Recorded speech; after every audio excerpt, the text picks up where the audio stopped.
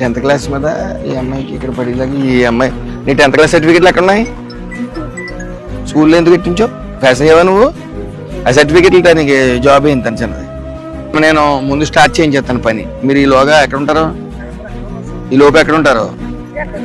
ఓ పని చేయండి, వీళ్ళని ఎక్కడో చోట ఇంట్లోకి అద్దె ఇంట్లోకి చేర్చి ముందు తీసేసి ఫౌండేషన్ అయ్యి నేను వేయింతాను, రేకు పెట్టి కట్టిందాం.